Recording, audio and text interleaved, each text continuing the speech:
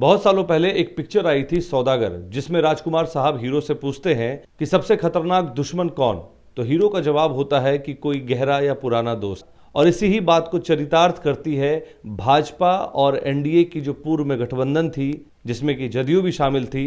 इस बात को लेकर ये थोड़ी मिलती जुलती कहानी है।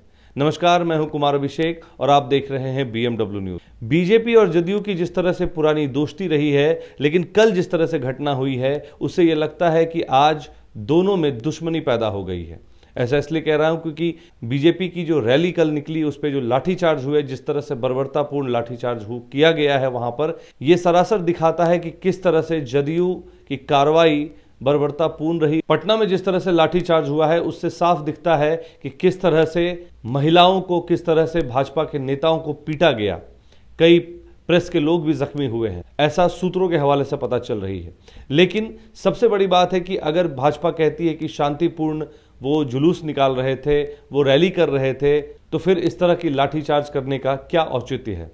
दूसरी बात, पुलिस के भी एक प्रोटोकॉल में कहा जाता है कि जब लाठीचार्ज होती है तो वहां कमर से नीचे मारने की एक प्रोटोकॉल है, लेकिन उस प्रोटोकॉल को तोड़कर जिस तरह से सरों पे वार किया गया है, सर फटे हैं। एक जहानाबाद के मंत्री विजय सिंह जी, जो महामंत्री हैं भाजपा के, उनकी मौत भी हुई है। अब इस बारे में क्या कार्रवाई होगी, ये देखने वाली बात होगी। लेकिन जिस तरह से बर्बरतापूर्ण लाठीचार्ज हुई है, इसको लेकर विपक्षी बीजेपी काफी हमलावर है जदयू को लेकर। इस लाठीचार्ज को लेकर पटना के पुलिस अधिकारियों ने एक प्रेस वार्ता की, जिसमें उन्होंने कहा कि उनके ऊपर हमला किया गया, तब जाकर इस तरह से लाठीचार्ज की गई है। उनके ऊपर भी मिर्ची पाउडर फेंकी गई है। लेकिन इस बात में कितनी सच्चाई है, ये तो वक्त ही बताएगा और जांच का विषय है ये।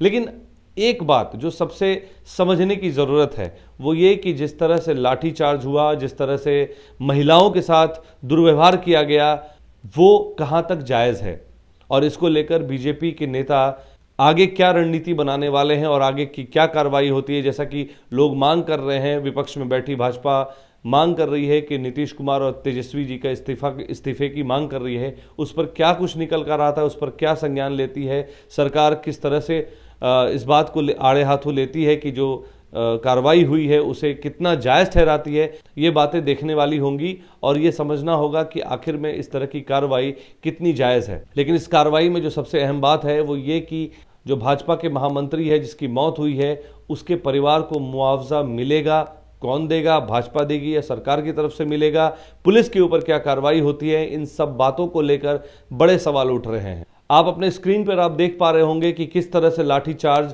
बर्बरतापूर्ण किया जा रहा है। लोगों को दौड़ा दौड़ा कर पीटा जा रहा है, महिला को खींचा जा रहा है, उन्हें भी रैली से रोका जा रहा है। सम्राट चौधरी जो भाजपा के बिहार में प्रदेश अध्यक्ष है, उन्हें भी हिरासत में लिया गया। कटिहार से सदर विधायक तारकिशोर प्रसाद को हिरासत में लिया गया। विजय सिन्हा जी को हिरासत में लिया गया। इन सब के बावजूद बीजेपी अब बहुत ज़्यादा हमलावर होती नजर आ रही है। और आने वाले समय में इस घटना का बिहार की राजनीति पर क्या असर पड़ने वाला है, क्योंकि आने वाले समय में लोकसभा चुनाव भी हैं और विधानसभा चुनाव भी हैं। हमने इस कार्रवाई के ऊपर कटिहार के जिला अध्यक्ष मनोज जी से बात की और साथ ही हमने कांग्रेस के भी जो जिला अध्यक्ष है सुनील जी से, उनसे भी बात की। पहले उनकी बात सुनवाते हैं कि क्या उन्होंने इस मुद्दे पर कहा, क्या इस कार्रवाई पे कहा। कल जो लोकतंत्र का विद्रूप चेहरा श्री नीतीश कुमार जी के नेतृत्व में बिहार में देखने को मिला है, वो हतप्रभ करने वाला है। अगर उनमें जरा सा भी नैतिकता और मानवता दोनों बचा होता तो अब तक तत्काल इस्तीफा दे देते। आप तो सिर्फ यह जान रहे हैं कि जहानाबाद के हमारे माननीय महामंत्री श्री विजय सिंह जी की हत्या हुई, और आपको जानकारी दें कि जिस जिले में हम रहते हैं, हमारे जिला के उपाध्यक्ष है चमकलाल सिंह, पुलिस ने सीधा उनके माथे पर चोट किया और 19 टाका लगा है। चमकलाल सिंह कहाँ पर है? ये चमकलाल सिंह हमारे जिला के उपाध्यक्ष हैं, आजमनगर के रहने वाले, हाँ कटिहार के आजमनगर के रहने वाले हैं। कटिहार जिला भाजपा के उपाध्यक्ष हैं। यहाँ के 8 कार्यकर्ता कम या अधिक घायल हुए, जिसमें चमकलाल सिंह जी को सबसे अधिक चोट आई। और पुलिस ने, अगर हम कहें कि लगभग 150 से ऊपर लोगों को सिर्फ और सिर्फ माथे पे वार किया, किसी पुलिस मैनुअल में नहीं। हमारी तो स्पष्ट मांग है कि किसी विधि से यह पता करना चाहिए सरकार को, अगर उसमें नैतिकता है, कि किस पुलिस वाले ने किसके इशारे पे इस तरह की हरकत की। आम जनता जिसको पुलिस मैनुअल की भी जानकारी नहीं है, वह भी कहता है कि अगर बहुत अधिक किसी प्रकार में अव्यवस्था हो रही थी तो पुलिस पानी का बौछार मारती है, पुलिस आंसू गैस का गोला छोड़ती है, या पुलिस हल्का बल प्रयोग करती है पैर में, पीठ में। ये तो डायरेक्ट तो माथे पे मारने का काम करती है। कम से कम 150 से ऊपर लोगों को माथे पे मारा। देखिए, मेरा साफ साफ मानना है कि जो पार्टी, जो संगठन तैयार होकर के आया था, जो आरएसएस बीजेपी जिन्होंने लाठी डंडा चलाना ही बच्चे से शुरुआत करता है, तो मैं भी कैसे बोल कि डंडा वो बीजेपी वाले का होगा, आरएसएस वाले का होगा। हम लोगों ने जितनी भी चैनल में देखा है, पुलिस तो बस सिर्फ हल्का फुल्का लाठीचार्ज किया, वो शरीर कमर के नीचे में डंडा चला रहा है, उससे लोग भाग रहा है, लोग पितर पितर हो रहा है। ऐसा तो कुछ देखने के लिए नहीं मिला कि किसी के सर पर जो है आक्रमण किया जा रहा है। ये सब लोगों का अपना साजिश करता है, साजिश और झूठ के पुलंदे पर तो सरकार चल रही है।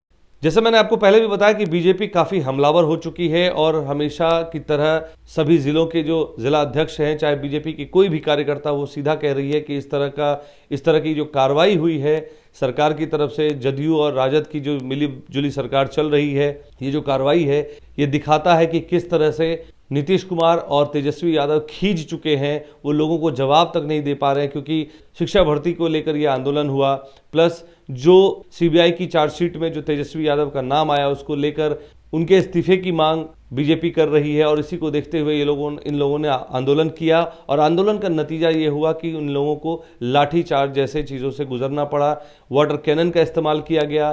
पटना से हम आपको वो तस्वीर दिखाने जा रहे हैं, पटना से वो तस्वीर दिखा रहे हैं जिस तरह से वहाँ पे कार्रवाई हुई, एक एक पल की आपको वो खबर दिखा रहे हैं। इसलिए आप देखें इस पूरी खबर को और ख़ुद तय करें कि आखिर में अगर कोई आवाज़ उठाता है, अगर कोई पार्टी जनता की आवाज़ उठाने के लिए जाती है तो किस तरह से उसे रौंद दिया जाता है, किस तरह से उसकी बातों को कुचला जाता है, उसके साथ दुर्व्यवहार किया जाता है। ये देखने वाली बात होगी।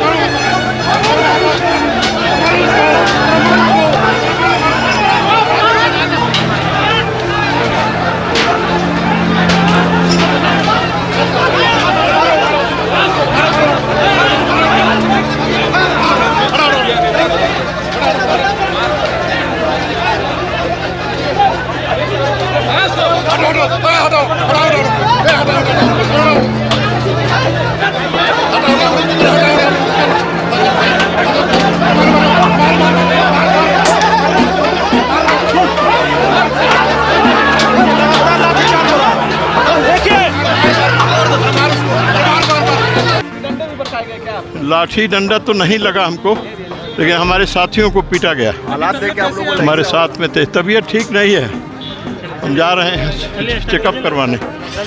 हम बेहोश हो गए थे।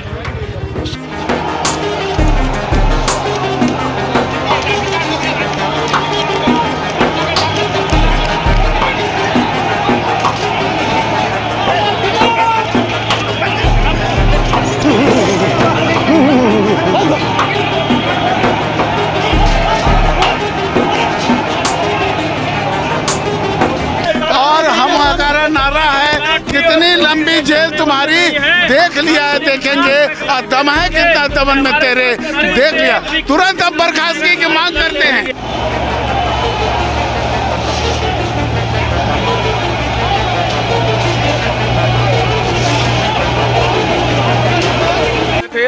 हम इस राज्य की जवानों का, राज्य के किसानों मजदूरों का हम आवाज उठा रहे थे और आवाज के खिलाफ इन लोगों ने लाठी चलाने का काम किया है, पानी का गोला छोड़ने का काम किया है।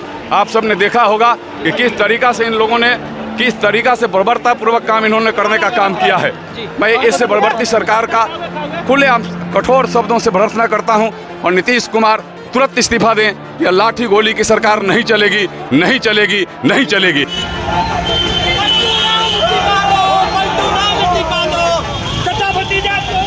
लाठी लाठी चलाया जा रहा है, गोली चलाया जा रहा है, वाटर कैनन चलाया जा रहा है, गिरफ्तारी हो रही है।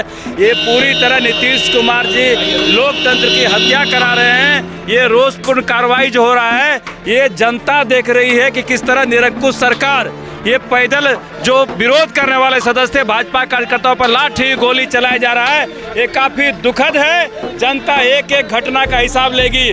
हम लोग तैयार हैं रोड पर संघर्ष करने के लिए, गोली खाने के लिए तैयार हैं। इसका जवाब नीतीश कुमार को देना पड़ेगा।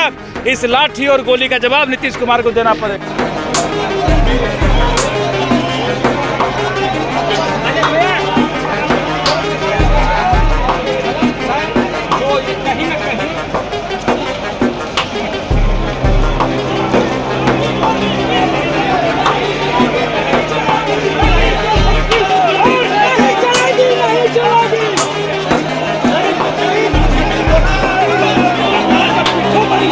ये बात हम जनता के ऊपर छोड़ते जा रहे हैं कि आखिर में ये चीजें जो हुई वो सही थी या गलत, आप खुद तय करें। मैं कैमरा पर्सन रंजीत के साथ कुमार अभिषेक, BMW न्यूज। तमसोमा ज्योतिर्गमय गुरुकुल शिक्षा मंदिर संस्थान के साथ बनाए अपना भविष्य। रेगुलर और प्रोफेशनल कोर्सेज, सेकेंडरी और senior secondary courses, law, teachers training courses, pharmacy and nursing के साथ पैरामेडिकल में डायरेक्ट एडमिशन पाए। वेबसाइट विजिट करें या दिए गए नंबर पर कॉल करें। हमारा पता है गुरुकुल शिक्षा मंदिर संस्थान, कल्याण चौक, DS कॉलेज रोड, कटिहार।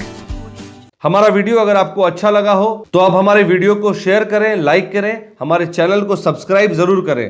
धन्यवाद।